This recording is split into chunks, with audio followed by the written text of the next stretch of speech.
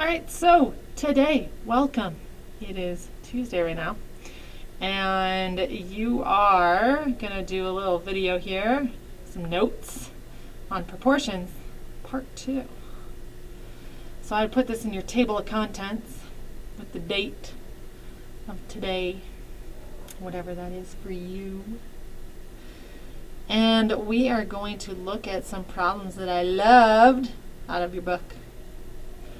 And one of them deals with error analysis. So we're analyzing a certain error that someone made.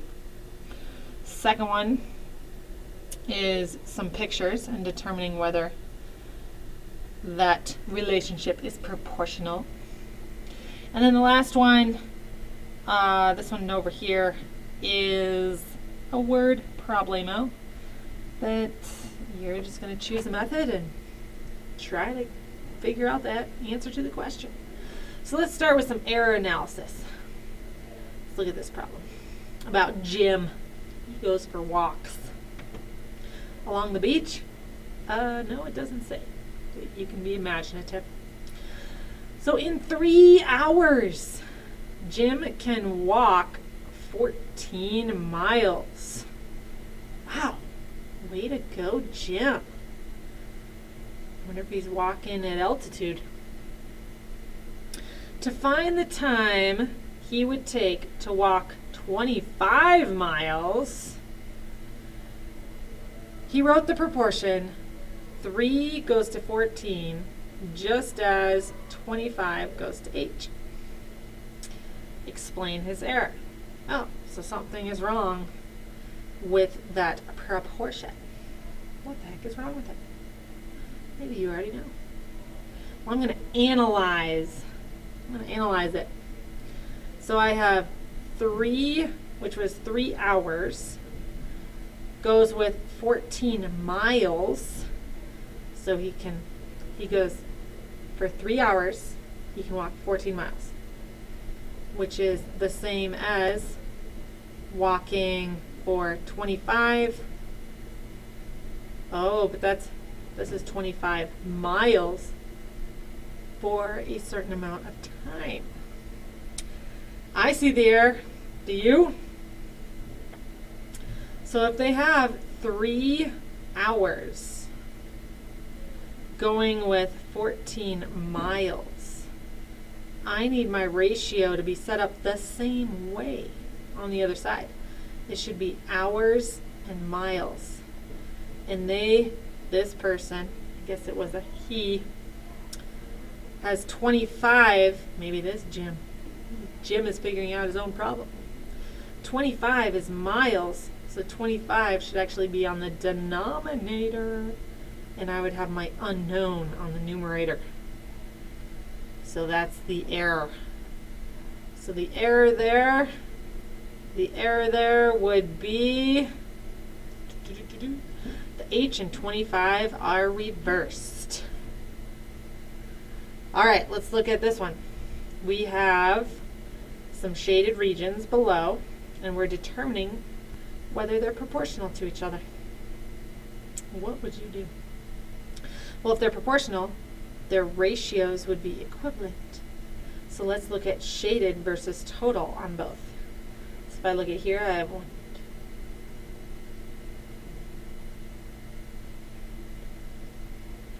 15 out of 20 total are shaded.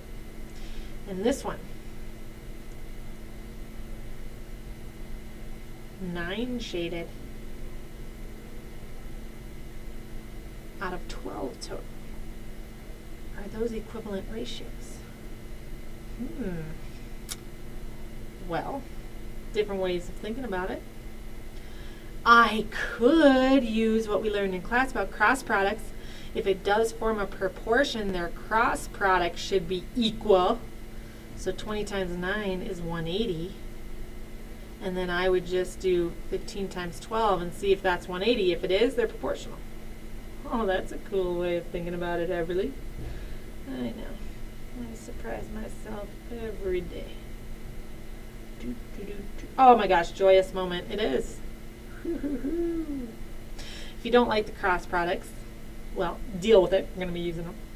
But you could look at it differently, and you could just simplify 15 over 20. Divide those both by 5, and I'm at 3/4 is shaded. If I simplify 9/12, divide those both by 3, and I get 3/4 again. So that'd be another reason. They both are the same ratio, equivalent to 3/4.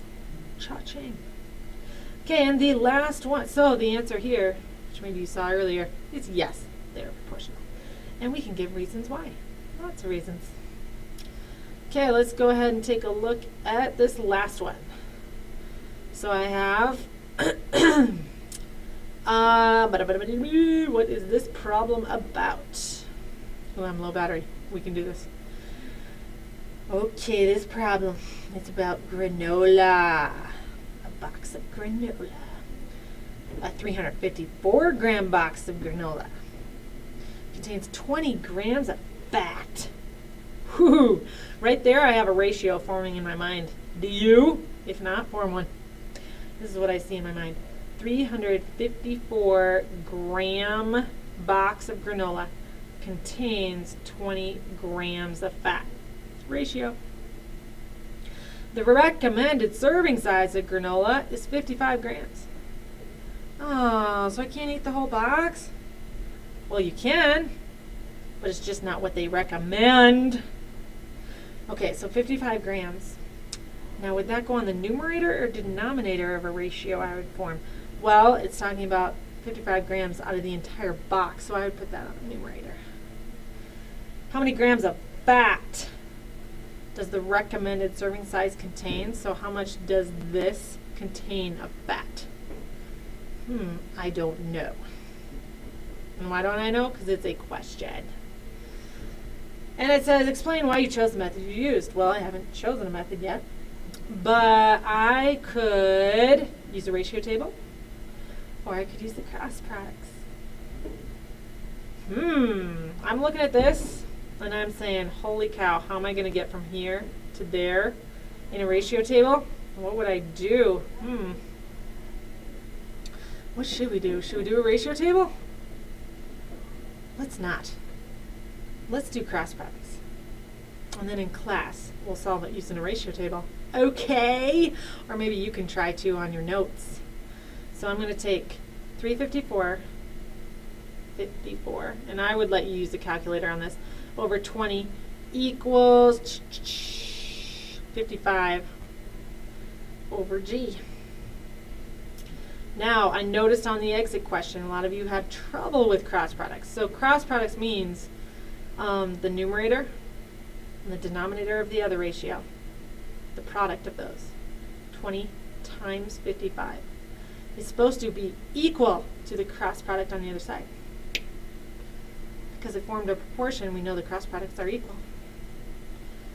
So now I have an equation formed. So now I am done looking up here, and I have my equation. In my equation, I just need to simplify. 20 times 55 is 1100. And then 354 times G is just 354G. To get G alone, I would divide by 354. And I'm going to make use of a calculator, if I can find one. I have 1100 divided by 354. Cha-ching. I got a pretty gross answer there. Let me see. I will write it out for you in purple. I have G equals 3.1073, and it keeps going and going. But if I round it to the 10th, let's say, so I want to round to the 10th, I'd look at this number and say, would I take 1 and bump it up or keep it the same? I would keep it the same. So grams of fat, 3.1 grams of fat in a recommended serving of granola. There we are. There we have it. So in class, we're going to solve the granola problem and try to get 3.1 grams of fat by using a ratio table. If you think you can do it, go ahead and try it. That'd be awesome. Otherwise, I will see you in class, and we'll do that, and we'll move on with our life with another concept. See you later, people.